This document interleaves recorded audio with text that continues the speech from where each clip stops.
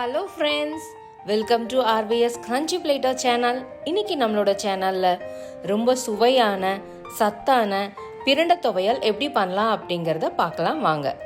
பிரண்டையில் பார்த்தீங்கன்னா நிறைய மருத்துவ குணங்கள் இருக்குங்க.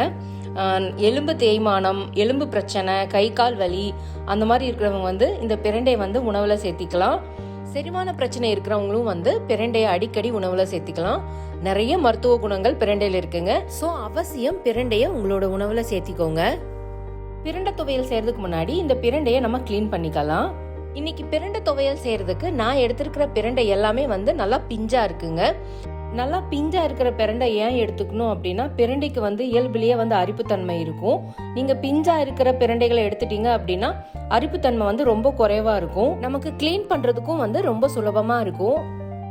பாருங்க, என்னோட பிரண்டை எல்லாமே பிஞ்சா இருக்கு. ஸோ அதனால கையில உடச்சி எடுக்கும் போதே நமக்கு நார் வந்துடும்.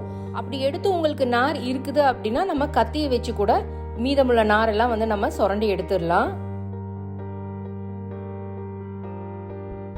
இந்த மாதிரி கிளீன் பண்ணி எல்லா பிரண்டையும் தனியாக எடுத்து வச்சுக்கோங்க. இப்போ இந்த பிரண்டையில பார்த்தீங்கன்னா நான் பாதி அளவு தான் துவையலுக்கு சேர்த்திக்க போறேன். அதை மட்டும் நான் கழுவி தனியாக எடுத்து வச்சுக்கிறேன். முதல்ல ஸ்டவ்ல கடாய் வச்சிடலாம். கடாய் நல்லா சூடானதும் 1 ஸ்பூன் அளவு நெய் சேர்த்திக்கிறேன். உங்களுக்கு நெய் வேண்டாம் அப்படின்னா நீங்க நல்லெண்ணெய் கூட சேர்த்திக்கலாம். இப்போ நெய் நல்லா சூடாயிருச்சு. இனி நம்ம கட் பண்ணி வச்ச பிரண்டையெல்லாம் இதுல சேர்த்திடலாம். நான் கட் பண்ணி வச்சிருக்கிறத காட்டிலும் நீங்க இன்னும் குட்டி குட்டியா கட் பண்ணீங்க அப்படின்னா பிரண்டை ரொம்ப சீக்கிரமே வதங்கிரும். இப்ப இதெல்லாம் நெய்ல போட்டு நல்லா வதக்கிக்கலாம்.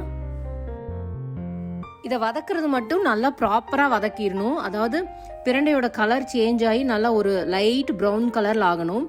ஸோ அது வரைக்கும் நல்லா வதக்கி எடுத்துருங்க. அப்படி நீங்கள் நல்லா வதக்குனீங்க அப்படின்னா தான் அரிப்பு எதுவும் வராது.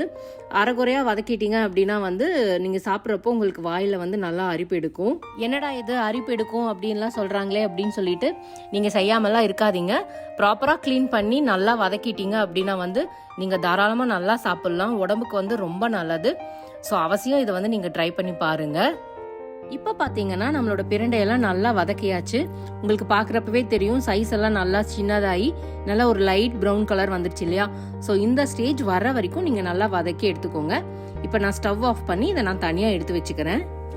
இந்த பிரண்டை துவையல் செய்யறதுக்கு தேவையான பொருட்கள் எல்லாத்தையுமே நான் டிஸ்கிரிப்ஷன் பாக்ஸில் கொடுத்துருக்கேன், செக் பண்ணிக்கோங்க. இப்போ நம்ம துவையலுக்கு தேவையான பொருட்களை வதக்கி எடுத்துக்கலாம்.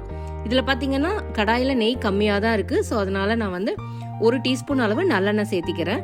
இப்போ இந்த எண்ணெய் நல்லா சூடானதுக்கு அப்புறமா 1 டேபிள் ஸ்பூன் கடலைப்பருப்பு சேர்த்திக்கலாம். கடலைப்பருப்பு நல்லா வறுபட்டதுக்கு அப்புறமா அதை தனியாக நம்ம எடுத்து வச்சுக்கலாம். திரும்பவும் இதே எண்ணெயில 1 டீஸ்பூன் வெள்ளுளுந்து, 1 டீஸ்பூன் வர கொத்தமல்லி சேர்த்து நல்லா வதக்கிக்கோங்க. இது பாதி வதங்கின உடனே நம்ம இது கூடவே 1/2 டீஸ்பூன் சீரகம், 1/2 டீஸ்பூன் வரமிளகு இது ரெண்டையுமே நம்ம சேர்த்திடலாம். இது கூடவே நம்ம காரத்துக்கு தேவையான அளவு வரமிளகாய் சேர்த்திக்கலாம். ஆல்ரெடி மிளகும் சேர்த்திருக்கோம். உங்களுக்கு எந்த அளவு காரம் வேணுமோ அதுக்கு ஏற்ற மாதிரி நீங்க வரமிளகாயும் சேர்த்திக்கோங்க. நான் 2 வரமிளகாய் சேர்த்தி நல்லா வறுத்து எடுத்துக்கிறேன். இது கூடவே ஒரு சின்ன நெல்லிக்காய் அளவு புளி சேர்த்திக்கோங்க. இதையும் இந்த சூடா எண்ணெயிலேயே போட்டு கொஞ்சம் பரட்டிட்டீங்க அப்படின்னா புளி நல்லா சாஃப்ட் ஆயிரும். ஸோ உங்களுக்கு மிக்சியில போட்டு அரைக்கும் போது ஈஸியா அது கிரைண்ட் ஆயிரும். இப்போ நம்ம வறுத்த எல்லா சாமானையும் தனியா பிளேட்ல எடுத்து வச்சுக்கலாம். கடைசியில நம்ம தேங்காயும் அதே சட்டியில வறுத்து எடுத்துக்கலாம். உங்களுக்கு துவையலோட அளவு எவ்வளவு வேணுமோ அதுக்கேற்ற மாதிரி நீங்க தேங்காய் சேர்த்திக்கோங்க. நான் இன்னைக்கு 1.5 டேபிள் ஸ்பூன் அளவு தேங்காய் சேர்த்திக்கிறேன். இதையும் நல்லா பொன்னிறம் மாற வரைக்கும் நல்லா வறுத்து எடுத்துக்கலாம்.